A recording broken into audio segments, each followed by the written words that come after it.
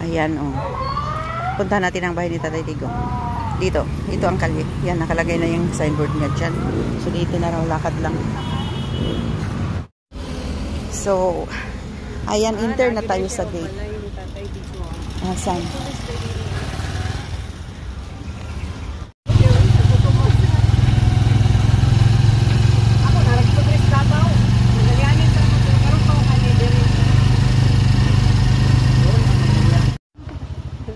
So, dito na tayo sa balay ni Tatay. Ayan siya. O, yan na nga, for sale pa rin. Sa iya ba yan? Walang tao.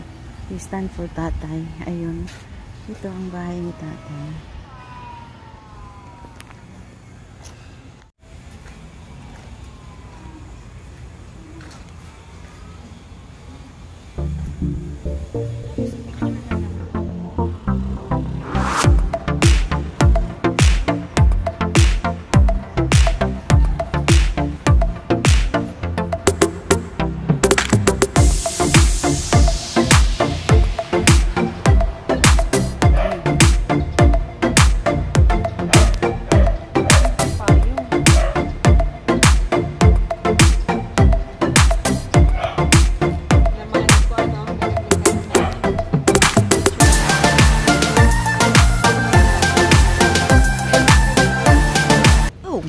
Hello, testing 1, 2, 3. Hello, hello, hello. May pa-testing pa tayo dito. Hindi kasi na yung una kong record hindi pala na-record. So ito na ngayon. Pagdating natin sa bahay ni Tatay Digong, may makikita po tayo diyang ang lalaki ng trampoline. At doon tayo magsasign, mag-signature, sign or signature, pareho lang yun.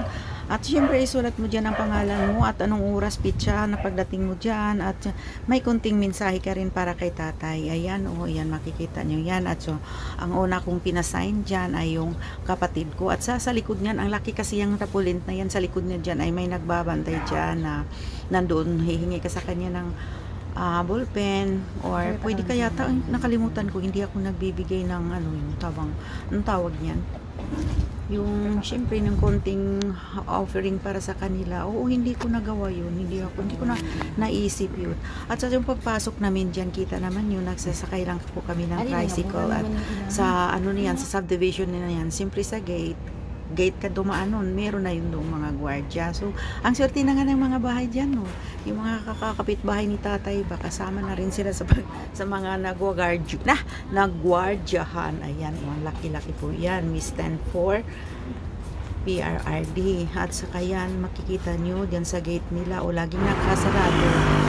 At dito naman, pagkatapos namin galing na kami sa bahay ni Tatay, dito may pumunta na kami doon sa Coastal.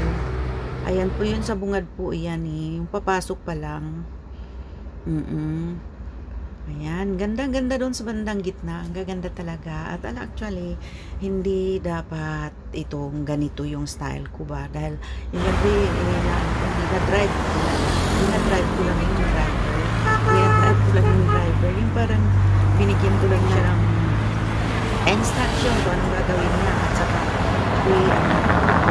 at sinusundan niya kung mag-video ako dyan. At siya naman ay nagpapatakbo ng mahina, at saka parang napapagod na ako. In the middle of that is, sabi ko, pwede na bang mag-turn back kami, yung tawag U-turn. U-turn ba yun? Na actually bawal yun kasi ang aga-aga pa naman din kasi niyan. Kaya sabi namin, baka naman kaya po di violation yun. Oo, baka naman kasi pwede, kasi hindi naman traffic. So yun na nga, na ako dyan, bumaba na ako.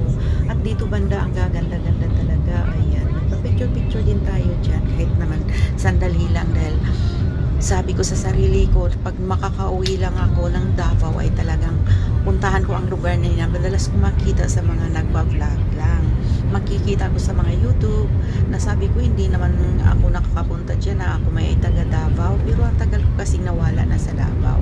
Wala pa yung coastal na yan. Imagine dyan, 33 years na yata akong wala sa Davao, no? Pero yearly naman akong uuwi. Pero syempre pag umuwi tayo lang yun, yung limited lang yung mga oras natin, iba-iba na yung mga schedule na puntahan. Pero sa panahong ito, na habang hindi pa ako nakarating ng Pilipinas, sinabi ko na sa sarili ko na talagang una-una kong gagawin ang dalaw sa bahay ni Tatay Digong. At saka yan, papasyal-pasyal na din around the city kung hindi mapapagod. Bago ko gagawin kung ano yung mga activities ko doon sa ibang lugar. Kasi syempre tuwing umuwi ako, may mapupunta na ako niya ng lugar kung saan ganda-ganda ng mga tourist na ganda. Sorry, it's DJ. Ay, pinupuntahan ko. So ngayon, ang bala kasi namin is Cagayan ang Bukidnon. Tapos na ako sa Papuan, Eredo, Coron, Princesa, at tapos na ako sa Baguio, tapos na ako sa Cebu. Kaya ngayon, bala naman ng Mindanao ang ikot-ikot ako. Hindi ka naman mag-ano lahat na sa, syempre hindi mo You can get some. Tapos hindi mo magagawa ang isang araw ka lang ba napunta mo sa ibang bayan. Siyempre yung biyahe namin from Davao City to Iloilo around 4 hours or 3 hours from Cagayan is about 5 hours there in South Africa. So diba mabuti na rin yung oras. Pero